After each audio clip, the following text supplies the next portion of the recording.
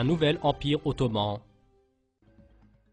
Et un des signes du fait que l'Union islamique est un projet nécessaire et réaliste, c'est que le besoin de l'Union islamique a également commencé à être ressenti par les Occidentaux.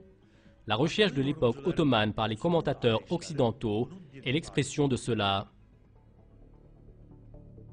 À ce sujet, un des commentaires qui prend place dans la presse occidentale est un article de David Fromkin qui fut diffusé dans le journal New York Times et intitulé « Un monde encore rempli avec les spectres ottomans ».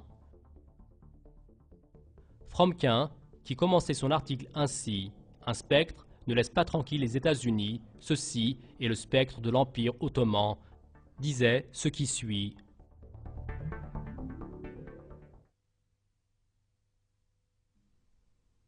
Quand on regarde en arrière, on voit ouvertement que la plupart de la caractéristique du Moyen-Orient se façonne sous l'administration ottomane de 5 siècles.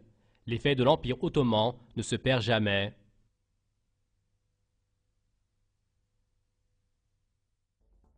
Quant au journaliste anglais Timothy Garton Ash, il a fait une analyse similaire dans son article historique diffusé le 27 mars 2003 dans le journal The Guardian. Encore, même un siècle après, nous sommes face à face avec l'héritage ottoman, dit Ash, et il ponctuait ainsi son article. Confrontons-nous. Lorsque cette guerre sanglante en Irak va finir, nous serons retournés en 1918, c'est-à-dire que nous allons être face à face avec la plupart des problèmes qu'ont rencontrés nos grands-pères des Balkans jusqu'au Moyen-Orient, et ce, exactement dans les mêmes régions. Et nous n'avons toujours pas de réponse à donner à cela. Parfois, je pense qu'il est nécessaire que nous établissions à nouveau l'Empire ottoman.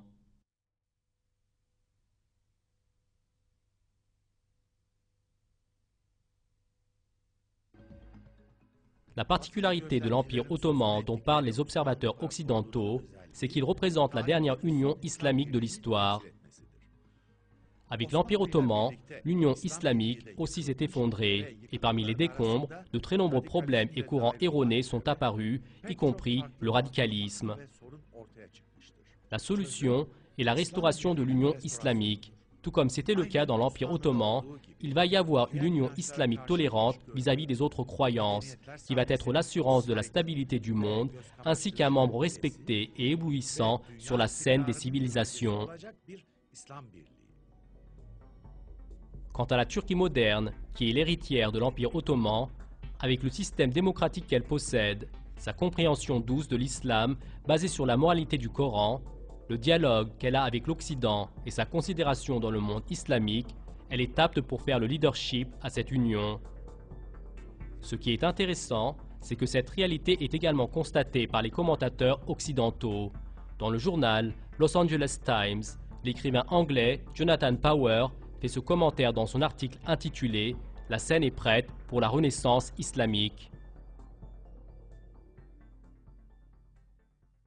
La renaissance de l'islam va se réaliser dans un avenir qui n'est pas très éloigné, car dans le monde islamique, les racines de la civilisation s'étendent dans les profondeurs.